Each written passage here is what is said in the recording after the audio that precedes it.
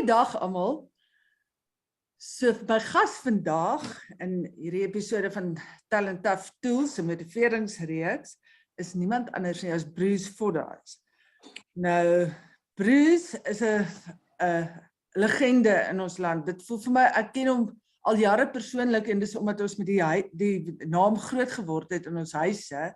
So Bruce, baie welkom hier by ons en baie dankie. Ek gaan met jou Afrikaans praat, as dit oukei is. Jy is welkom om in Engels te antwoord. Ja, dankie Teresa, ja. Bruce, ek dink ons spring sommer net weg. Ek dink mense weet baie goed dat jy al 9 keer die Kamerads gewen het en 8 keer na mekaar. En jy was ook tot verlede jaar die wêreldrekordhouer vir die 50 myler. Wat het daar gebeur? Hoe het jy jou rekord verloor? Well, Teresa, I set it in a race which is called the London to Brighton. It's a similar race to the Comrades Marathon. It's almost a brother-sister race of the Comrades, and there are runners who have won both over the history of the two events. And I set a 50-mile world record in that race, and it's actually funny, it's actually 54 miles, so I had a little bit further to run, and then it stood for, wow, nobody broke it for 36 years. Wow. Yeah, so, but without wanting to, blow my own trumpet too much, you have to understand that people don't run the distance 50 miles too often. Yeah. It's not quite the same, the Olympic Games, which is starting this week, where if you're the 800-meter world record holder, you might not be by the end of the week, because that raced a lot. But then eventually an American guy called Jim Wormsley beat my record by 13 seconds. Oh, so if I get in Afrikaans, dit is die gesig van teleur. Ja, dit lyk baie teleurstellend. Teleurgesteld. Bruce, ek het nou so 'n bietjie gaan nalees oor die geskiedenis en ek sien jy's in 1955 in Hong Kong gebore. Ek dink nie almal weet dit nie. En jy het op 11-jarige ouderdom het jy Suid-Afrika toe geïmmigreer. Maar hoe kon jy in Hong Kong gebore? Ja, dis korrek. So my grandfather was the postmaster of Lady Brand. Yeah. And my father grew up there most of his life, and he said it was a fantastic place to grow up, playing in the koppies and in the veld and whatever, fishing in the dams. Yeah. But when he got to his late teenage years and the hormones kicked in, he said, "Is that it? I'm going to be stuck here for the rest of my life." Decided the way to the world was to join the army. And you could join the British Army in those days and travel, because we were part of the British Commonwealth, which, by the way, is the same now. So there are young women who actually joined the British Army now because we're part of the Commonwealth. Yeah. And so he joined the British Army, and he was posted to a regiment called the Gurkhas, and they were on duty in Hong Kong. Amazingly enough, keeping illegal Chinese out of Hong Kong, which was a British colony in those days. Yeah. So I was born there. And my sister, he was then posted to Singapore. My sister was born in Singapore. And then eventually we went back to the UK, where he had become an expert in jungle warfare. Wow. And he taught jungle warfare at Sandhurst, which is the military academy for British soldiers. And then when he left the army, we returned to South Africa. Yeah. I had a couple of times back to visit my grandparents and that, so South Africa was always in my heart, and so we returned permanently at that stage. En het jy al in Hong Kong begin hardloop? Was jy vandat jy kon begin loop het al 'n hardloper? No, I was just 3 months old when I left Hong Kong, but I lived in the Far East for a long time. So mainly in what was then called Malaya, now it's Malaysia, but whenever we had school sports day, athletics day, throughout my school career, I was always good athletics. And the longer the race, The beter. the better. Ja. So I wasn't very good at 100 meters, but if it was 1,500 meters, then I would do well. Or school cross country. In my standard 9 and my matric year, I won both years. I won our school cross country. But I have to point out, my school was full of artists and poets and hippies, creative people. So it wasn't a great achievement to necessarily win. Glad nie so nederig te wees nie. Ja. Luister Bruce, ek weet in 1977 het jy jou eerste Comrades gehardloop. Ja. En in daai Comrades het jy 43ste geëindig. Maar toe jy die eerste keer daar by die beginpunt gaan staan het dit by jou gedagtes opgekom, miskien kan ek eendag hierdie reis wen? Of was dit nie eers iets waaraan jy gedink het nie? No, I didn't. Not for one moment, Teresa, did I think I would win the Comrades at my first year. Not your first, but eventually. Yeah, no. But even in that first one, I didn't think that one day I would win it. Because I was an hour behind Alan Robb, who finished an hour behind Alan Robb, who won that year. And to me, he was like a god. I mean, he was. I remember meeting him, and I stared at him. I was staring at him, trying to work out. What has he got? What's so special about him that he?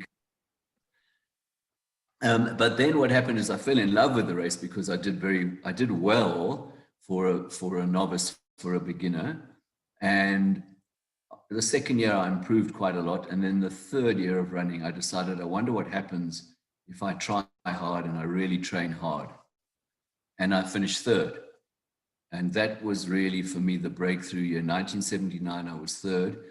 And I saw the winners, and I was on the podium. So I was the bronze medalist. Yeah. Was third, and I realized that I'm just a little step away from being able to win it. And then I blew it the following year by coming second. That nobody's happy with finishing second, I promise you. Second. The words of Gerda Steyn, who's our delightful reigning Comrades lady champion at the moment. She also finished second once. And she said to me, Bruce, second sucks. Hey? I said, yeah, it does, Gerda. Ja, en so in 1981 het jy jou heel eerste Comrades gewen. Ja. Bruce, kan jy nog steeds onthou hoe dit gevoel het toe jy daar oor daai eindstreep hardloop en jy weet, goed, hier is ek die wenner. Hoe voel dit? Of is dit te moeg? Look, when you're talking to me, I'm getting goosebumps already. Because it is the most amazing feeling, and particularly if you have a good lead and you have some time in your head to get used to the fact that you're probably going to win. Yeah. And listen, nobody will they cross the finish line because you can fall over, you can get cramps, but you kind of know. And so in 81, I had an 7 or 8 minutes in the lead in the last few kilometers. That's bad. And so unless you have a complete disaster, you're not going to get caught. And so I had time to reflect on it. It's very emotional. It's an incredible feeling. And if you're the winner, when you come into the stadium at the end, they give you a baton.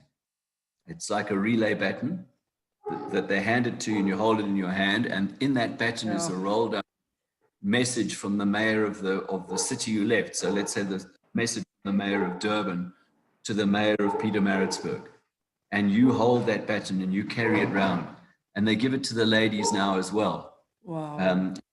Carry it round, and it's just such a special moment, a very, very special moment to carry. And you also run a whole lap of this. You run a whole lap of the stadium at the end before you cross the finish line, in front of all the crowds, and they're all cheering. So, yeah, I would sell my soul to be able to do it one more time. But unfortunately, I sold a long time. Ja, wel, dit was so amazing, dat jy dit toe nou sommer 8 keer daarna weer gedoen het en weer daai amazing gevoel ervaar het. Dit is net ongelooflik. Yeah, it is a wonderful, wonderful honor. Bruce, ek weet, daardie jare was jy 'n groot aktivis gewees teen apartheid. Yeah. En jy was altyd 'n baie, baie groot ambassadeur vir Suid-Afrika gewees. ek weet jy's baie lief vir die land en Yeah. Ek is baie lief vir South Africa, and I've lived all over, as you said in the introduction when we started, lived all over the world. I went to school in England. I've been very fortunate, and I've loved traveling, and I love going, nowadays because I'm one of the old timers, I get asked to speak a lot. So I've been quite a few occasions to Australia, to America, to speak about comrades and to run. And I've loved it. I loved it. But every single time I know that my heart is here. And with all these troubles and all the chaos that we've just had and the stuff that's going on that makes your heart break, I've still got no intention of leaving South Africa. I mean, if we're allowed to and lockdown rules get eased, in a couple of weeks' time, I'm going to my favorite place on the planet, which is the Kruger National Park. And my children once said to me, Dad, when you die, we'll scatter your ashes on Polly Shorts, which is the big hill at the end. Up comrades. I said, why would I want my ashes scattered on the place where I hurt the most? When you get to Polly Shorts, you've done 80 kilometers, you've got 8 to go. Why would I want to have I said, scatter my ashes next to a beautiful waterhole in the Kruger Park or somewhere like that, where there's elephants and hippo, and that's where I'll be happy. Oh, that's beautiful. Sê vir my, Bruce, almal wat ek ken op die oomblik sê vir my, ons het pas COVID gehad en ons het dit voel vir my almal het dit al gehad. Het jy al siek geword? En vertel ons bietjie. I've been fortunate. I might have had COVID. I don't know at one stage, possibly. I haven't had a test. I've had my 2 jabs. It's been a terrible time. I mean, we all know people who have died and people who are sick. And it has been a really, really tough time for all of us. I so desperately miss the fact that we're locked down, that we can't have our races. Even though I'm very slow now and I've got a funny knee, I still love being there. And then my great passion is parkrun, which I started in South Africa, and we can't even hold our parkruns,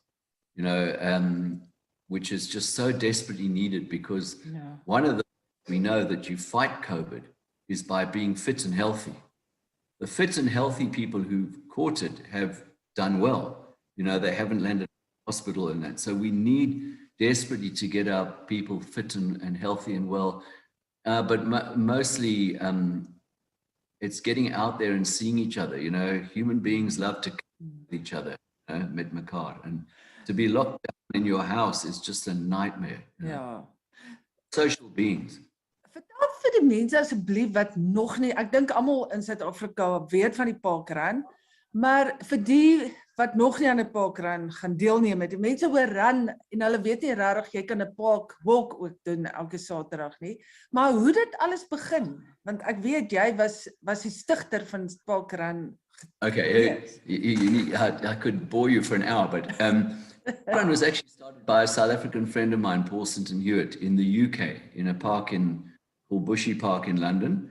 And what it is, it's a 5K run, but most importantly, all walk. All walk, yeah. And it's free, and it's on a Saturday morning. And the definition of the word park is very broad. Yeah. It can be a park, it can be a beach, it can be a game farm, it can be a golf estate, whatever. But it's a safe, traffic-free environment in which anyone is welcome. And at a typical park run, there is anybody from, a really fast runner who will get around those 5Ks in 15 minutes. But then there's my favorite, there's Tani Labeskachny, who takes an hour and 15 minutes, and she pushes her granddaughter in a pram.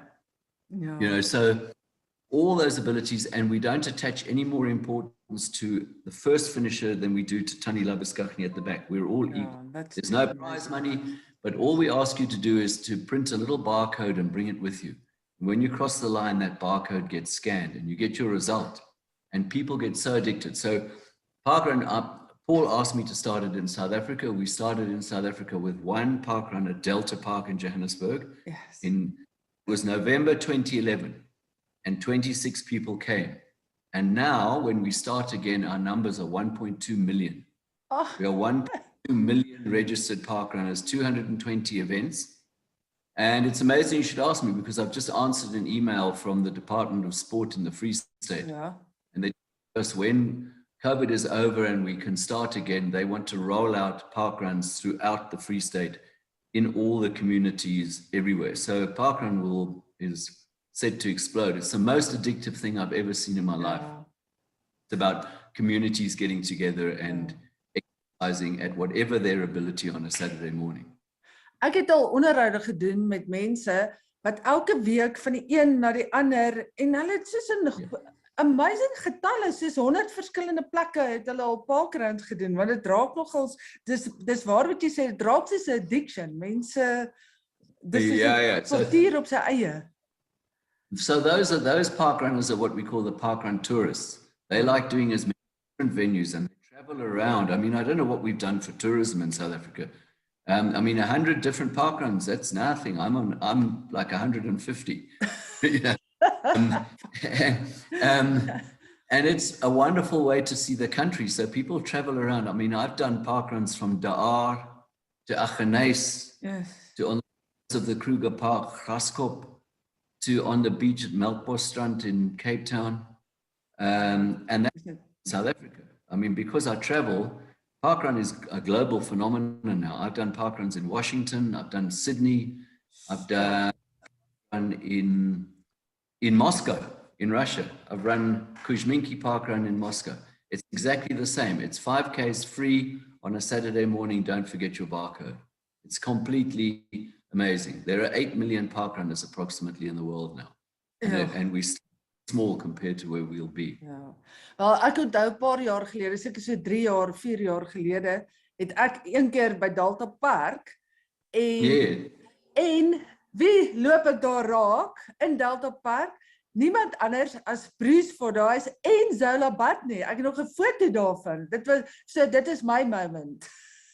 Okay, yes. Zola, her record might have been broken, but for a long time she was the female record holder at Delta Park Parkrun. Ja, ek moet sê, ek het eers geweet julle gaan daar wees daai dag nie. Yeah, we were there. She was out here for comrades or something like that. So she ran, and of course she just absolutely slaughtered the course, because she is, she was twice world cross country champion. So you put her on Delta Park, that is cross country. Over 5Ks, nobody's going to stay with her. I mean, she absolutely killed. That's funny. Bruce, ek wil vra vir my, maar wat doen Bruce Fordyce deesdae? Is jy afgetree? Het jy nog 'n day jobbie? Hardloop jy net die hele dag? No, so yeah, my day jobbie is parkrun. And I still run, but as I said, very slowly, because my knee's a bit dicey nowadays. But I love, in a normal environment, in a non-COVID environment, I love doing the odd half marathon.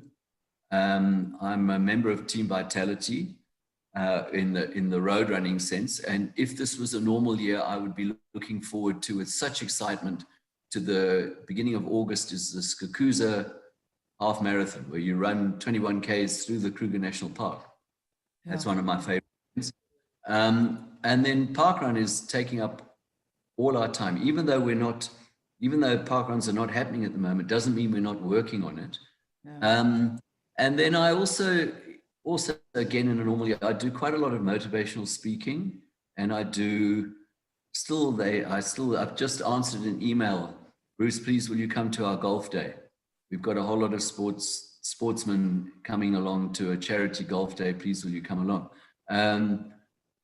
So those are the kinds of things. And then I also do a lot of writing. So I've just written a book for comrades, novices, for beginners, called Winged Messenger, which sounds like a very title, but Winged Messenger is taken from the comrades logo. And the comrades logo, the emblem on the medal, is Hermes, who was the Greek god, who was the winged messenger of the gods. He brought the messages from the gods to be, So I've called it Winged Messenger because that's what I think you become when you finish comrades, because you bring a message to yourself that that you can do anything you want to. I mean, Comrades is incredibly tough. Sure. And when you finish Comrades, you have changed your life forever. So I've written that book for novices based on what I did for my first Comrades, because I knew I would lose my audience if I wrote about how to win Comrades, because, you know, the first step to win is you have to choose your parents correctly. It's in the genetic. Yeah. But I thought if I wrote about how I ran my first one and how I prepared for my first one, which was as a normal person, I would get a lot of interest, and I have, and I can't believe how people love the book. I've had a lot of praise for it, so that got me all fired up. So now I've got to do the second book. En waar gaan mense, wanneer gaan ons die boek kan koop en waar? It's in most of the book's in most of the good bookshops. Exclusives and But what I also do is that I do talks. I do like presentations to running clubs. And again, 2 running clubs have just got hold of me, or when we're allowed to, Voortrekker Monument Running Club want me to come and give a presentation there and bring my books with me. And then I sign them, and I put personal messages in them. And another one, the Run Zone Club in the West Rand, they want me to come in September. So I do all the different running clubs as well. And that really works because I become the excuse to have a function. Bruce is coming in, he's going to give a talk on books, and he'll answer questions on Comrades. And by the way, we'll have a braai. As I said earlier, we are social animals and we need to be together. And this lockdown isolation story has been the worst disaster for all of us. Yeah. And so it's for people to get together. So as mense een van jou braais wil bywoon, hoe weet mense dit? Kyk, kan mens jou volg op Facebook of Twitter of? Yeah, just get hold of me. I mean, Bruce at brucefordyce.com. Okay. So the clubs organize the function. Some of them it's been a run, some of them it's been a pizzas in the evening at a restaurant, some of them it's been a braai, and then I go along. And I do minutes talking about the book, but I do about another 20 minutes answering questions about questions and marathon questions that people have. And then it's a social, and if somebody wants to buy a book, they buy it and I sign it for them. And it's been great fun. We obviously haven't been able to do it this last month, but I've had about 6 engagements in June, July. Not one of them has cancelled on me. They've all just moved to September, whatever, and we'll do it then. Yeah, and let's hope it will happen then. I'm very optimistic. As jy vir mense, vir die ouens, ek weet dit is nou moeilik, maar om jou boek in 'n paar sinne op te som, en vir ouens, sê net maar ek sit hier en ek dink, miskien wil ek eendag die Comrades hardloop, en jy kan vir my net 'n paar tips gee. Wat sal dit wees? From the book? No, van yourself, as jy kan... Well, so I write about it in the book. I write about it that I was an ordinary student at Wits University, okay? So, and what I'm saying to you is, if you really want to do it, anybody can do it. You know, you can do it.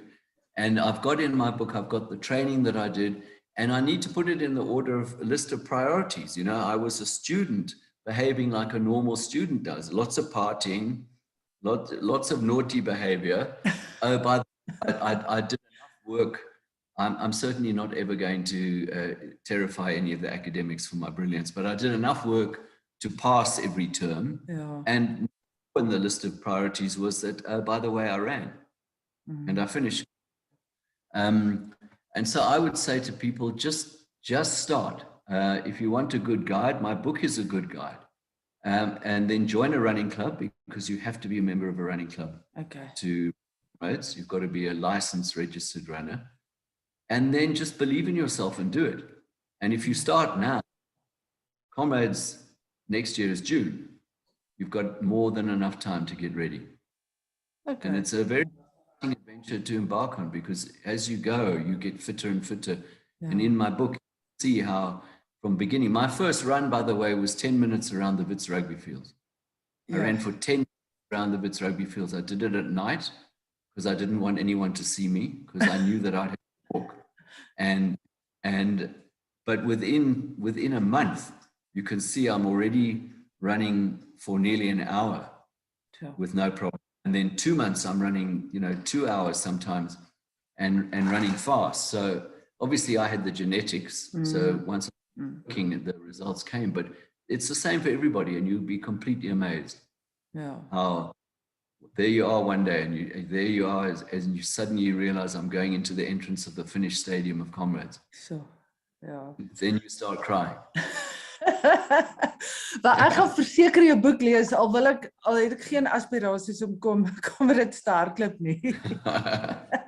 Bruce, baie dankie. Dit was regtig ongelooflik geweest vir my. Jy was regtig van dit ek kan onthou. Ek is, by the way, in 1974 gebore.